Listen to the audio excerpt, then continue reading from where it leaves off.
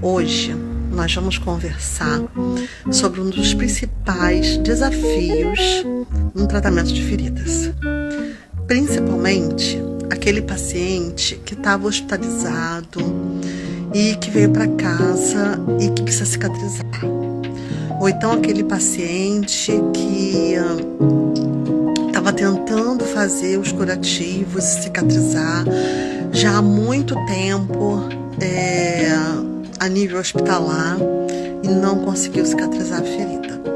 Então eu vou contar para vocês hoje por que isso acontece. Bactérias de antigamente, elas eram chamadas de bactérias planctônicas. O que é isso, né?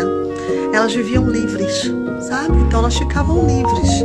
Elas são encontradas nas maçanetas, nas camas, nos aparelhos dos hospitais, nos instrumentos, ou seja, encontradas de formas livres, tá? O que impede uma ferida de cicatrizar hoje em dia, geralmente, é a presença do biofilme. Claro que a gente tem que ter todo um gerenciamento da ferida para chegar a um processo de cicatrização. Então, mesmo uma ferida que não tenha biofilme, ela pode também ter uma dificuldade na cicatrização, demorar a cicatrizar, tá?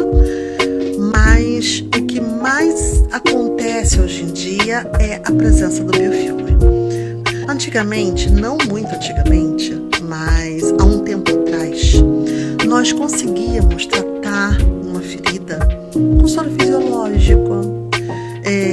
Já houve tempo que utilizavam açúcar, já houve tempo que utilizavam alguns produtos como ácido graxo essencial, que é o AGE, a própria papaina, colagenase, a sulfa. Só que hoje em dia a gente sabe que a bactéria, elas formam uma membrana protetora que não permite que os antibióticos atinjam elas. Então elas ficam escondidinhas ali, atrás dessa membrana, e não permite que o antibiótico consiga atingir essas bactérias. Então elas se organizam de uma forma onde elas impedem a entrada do antibiótico. Na verdade, a comunidade médica de saúde precisa compreender como que esses micro-organismos se organizam. Então, isso pode ser a chave para combater de uma forma mais eficiente essas espécies de micro-organismos que causam sofrimento sanitário hoje. Muitas pessoas têm feridas por anos e anos e não conseguem cicatrizar. Quando pensamos em micro-organismos, a ideia predominante é que eles devem transitar livres, né? Uma oportunidadezinha para poder chegar e colonizar. Muitas dessas bactérias, elas contam com estruturas que permitem sim o seu deslocamento, mas a maior parte do tempo elas encontram-se aderidas em uma superfície. Bactérias aderidas, elas criam uma matriz de polissacarídeos e proteínas que as mantém unidas e permite a comunicação química entre elas.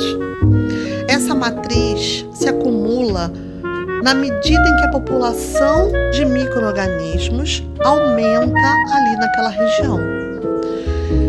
E isso faz a formação do chamado biofilme nas feridas. Esse biofilme, ele cobre essa superfície e ele protege as bactérias que estão embaixo dele, que estão atrás dele.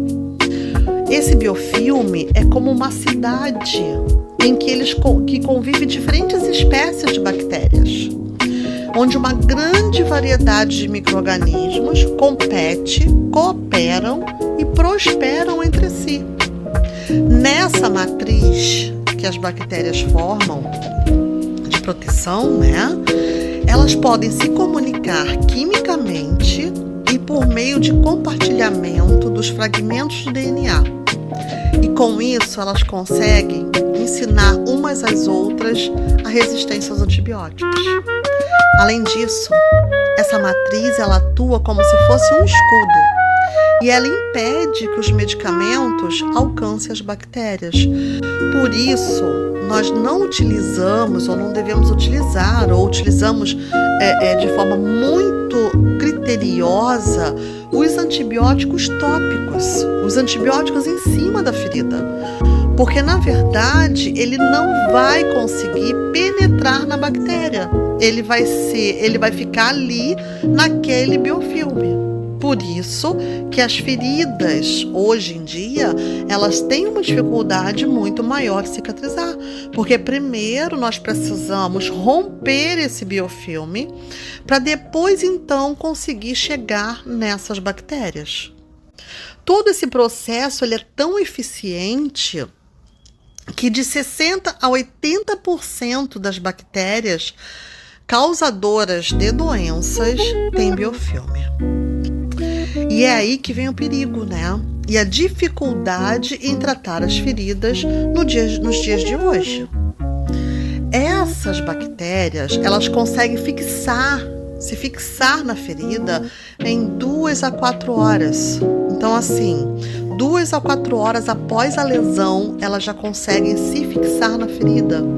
De 4 a 6 horas, elas já formam a membrana polimérica extracelular, essa matriz que a gente chama. Gente, biofilme não é fibrina, tá? Fibrina é uma proteína. Então, a gente não consegue observar uma fibrina a olho nu. Agora, o biofilme, nós conseguimos olhar alguns sinais clínicos que indicam a presença desse biofilme. A ferida, ela fica como se tivesse um limo. Pode colocar um correlato, uma prata, e não tem resposta em evolução dessa ferida. Ela é uma ferida feia. O exudato, a necrose, ele é o alimento desse biofilme. Ele é um tecido viscoso, brilhante, aderido na ferida, de coloração amarelada, às vezes esverdeada. E a ferida, ela não responde ao tratamento convencional. Existe um aumento considerável do exudato, necrose e geralmente um odor fétido, tá? Que pode acontecer ou não. Então, assim, é necessário a realização de curativos tecnológicos, de curativos que rompem esse biofilme. Porque se a gente utilizar uma cobertura, um curativo que não rompe o biofilme, ele não vai mostrar nenhum resultado. Por isso, as feridas crônicas, elas são feridas no qual a dificuldade de cicatrização é muito grande se for utilizada uma técnica inadequada. Nós, na Cicatrize, tratamos feridas porque entendemos que precisamos romper o biofilme para depois, então, tratar essa ferida de uma forma eficiente. Com isso, nós conseguimos oferecer resultados positivos e a cicatrização dos nossos pacientes.